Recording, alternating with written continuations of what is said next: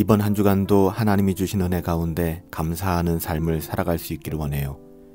우리가 어제 추수감사주의를 통해서 참된 감사의 이유는 무엇인가? 우리가 감사의 이유에 대해서 배웠잖아요.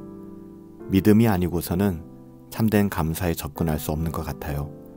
오늘 하루의 삶 가운데에도 우리가 믿음으로 감사하는 삶을 살아갈 수 있었으면 좋겠습니다. 한 주간의 일상을 시작하는 11월 22일 월요일 새벽이에요. 오늘은 로마서 묵상 벌써 200번째 시간인데요. 로마서 15장 25절부터 29절까지의 말씀을 가지고 물질을 나누는 삶의 실천이라는 제목으로 하나님의 말씀을 함께 상고합니다. 로마서 15장 25절부터 29절까지의 말씀이에요. 그러나 이제는 내가 성도를 섬기는 일로 예루살렘에 가노니 이는 마게도냐와 아가야 사람들이 예루살렘 성도 중 가난한 자들을 위하여 기쁘게 얼마를 연보하였음이라.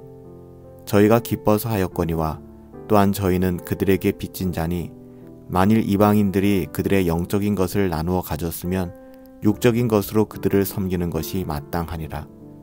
그러므로 내가 이 일을 마치고 이 열매를 그들에게 확증한 후에 너희에게 들렀다가 서바나로 가리라. 내가 너희에게 나아갈 때에 그리스도의 충만한 복을 가지고 갈 줄 아노라. 아멘. 우리는 앞서 서로 섬기는 것이 신자의 사명이자 의무라는 것을 살펴보았죠. 그렇다면 다른 사람들을 섬기기 위해 우리가 해야 되는 일은 뭘까요? 우리가 다른 사람들을 섬기고자 한다면 그것은 우리가 원하는 방식이 아니라 그 사람들의 당면한 어려움을 해결해 주는 방식으로 그렇게 섬김이 이어져야만 합니다. 예를 들어보면 우리 곁에 물질적인 어려움을 겪고 있는 사람들이 있다면 그들은 우리가 마음으로 돕는 것이 아니라 구체적이고 현실적으로 물질적인 도움을 주어야만 하는 것 아닐까요? 사도 바울은 이 점에 있어서 아주 좋은 모범을 보여주고 있습니다. 사도 바울은 성도들을 섬기기 위하여 예루살렘에 간다 이렇게 이야기하고 있죠. 오늘 25절 말씀에 보면 이제 내가 성도를 섬기는 일로 예루살렘에 가노니 바울이 말하는 섬김은요 물질을 나누는 섬김을 이야기하는 것입니다.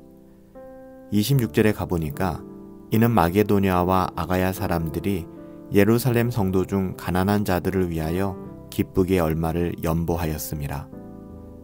마게도냐와 아가야의 신자들은 예루살렘의 신자들을 돕기 위하여 물질을 모았어요. 이제 바울은 그 물질을 가지고 예루살렘 신자들을 섬기고자 하는 것입니다. 바울이 물질의 나눔을 섬김의 예로 제시하고 있는 이유는 물질을 나누는 일이 상대방을 섬기는 데 있어서 필수적이고 굉장히 중요한 요소이기 때문에 그래요. 이 점은 성경 전체가 강조하고 있는 주제이기도 합니다. 또 한번 예를 들어 볼까요? 어려서부터 하나님의 말씀과 계명을 충실히 지켰다고 했던 한 사람이 예수님께 나와서 그의 의로움을 주장했어요. 그때 예수님께서는 그를 향하여 이렇게 말씀하셨죠. 내게 아직도 한 가지 부족한 것이 있으니 내게 있는 것을 다 팔아 가난한 사람들에게 나누어 주어라. 그리하면 하늘에서 내게 보화가 있으리라. 그리고 와서 나를 따르라. 누가복음 18장 22절 말씀이에요. 그래요, 이 사람은 대부분의 계명을 다 지켰던 것 같습니다. 경건을 추구하며 살았던 것 같아요. 외향적으로는 그렇습니다. 하지만 한 가지 부족한 것이 있었는데요. 물질을 나누지 않았다는 거예요. 그 사람을 향한 예수님의 최종 판단은 다음과 같았어요. 누가복음 18장 24절부터 25절에 가보면 재물이 있는 자는 하나님 나라에 들어가기가 얼마나 어려운지 낙타가 바늘기로 들어가는 것이 부자가 하나님 나라에 들어가는 것보다 쉬우니라. 예수님께서는 이렇게 비유하여 말씀해 주셨어요. 그만큼 우리가 나눔의 삶이 얼마나 어려운 것인지 그럼에도 불구하고 신앙의 본질적인 부분인지를 말씀해 주시는 것이죠. 예수님을 찾아왔던 그 사람은 자신이 하나님 나라와 무척 가깝다라고 믿고 있었던 것 같아요. 하지만 예수님이 보시기에 그 사람은 아직도 하나님 나라에 들어가지 못한 사람이었습니다. 하나님의 나라와 멀어도 너무나 먼 사람이었죠. 이기적이고 자신의 어떠함을 포기하지 않으려고 하는, 절대로 자기가 가진 그 무엇을 나누려고 하지 않았던 사람이었습니다.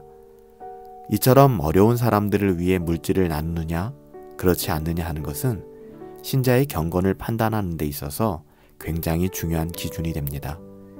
그래서 성경은 참된 경건에 대하여 다음과 같이 증언하지 않습니까? 야고보서 1장 27절 말씀에 보면 하나님 아버지 앞에서 정결하고 더러움이 없는 경건은 곧 고아와 과부를 그 환난 중에서 돌아보고 또 자기를 지켜 세속에 물들지 아니하는 그것이니라. 그래요. 하나님께서 우리의 경건을 측정하는 기준이 있다면 바로 어려운 우리의 이웃을 대하는 우리의 실제적인 태도입니다. 만약 우리가 입으로만 사랑을 외치고 실제적으로는 아무런 어려운 사람에게 도움도 없이 도움을 주지도 않고 무관심하다면 우리는 하나님께서 보시기에 경건한 사람이 아니죠. 하나님은 우리의 사랑이 구체적으로 그 사람의 필요를 채워주는 더불어 물질적인 나눔을 통하여 증명되기를 원하시는 거예요. 한 주간의 일상을 시작합니다. 이번 한 주간도 우리가 누군가를 섬길 때 그 사람의 필요를 돌아보아 섬길 수 있는, 때로는 물질을 나누는 삶도 실천할 줄 아는 그런 경건을 추구하는 삶을 살아갈 수 있었으면 좋겠어요. 살아계신 아버지 하나님, 저희가 입술로만 사랑하지 않게 도와주세요. 저희가 마음으로만 사랑하지 않게 도와주세요. 물질을 나누고 돈을 나누면서 그렇게 구체적이고 실질적으로 우리의 이웃을 사랑할 수 있도록 하나님 우리에게 은혜를 더하여 주시옵소서. 저희가 소중하게 생각하는 것을 나누어 주며 그 사랑을 실천할 수 있는 삶을 꿈꿔봅니다. 하나님의 은혜가 아니면 아니 되오니 우리에게 은혜를 부어주시고 믿음으로 물질을 나누는 삶을 실천하며 살아갈 수 있도록 하나님 우리의 삶을 붙들어 주시옵소서. 하나님께서 우리에게 은혜 주실 것을 믿고 감사하오며 존귀하신 예수님의 이름으로 기도하옵나이다. 아멘.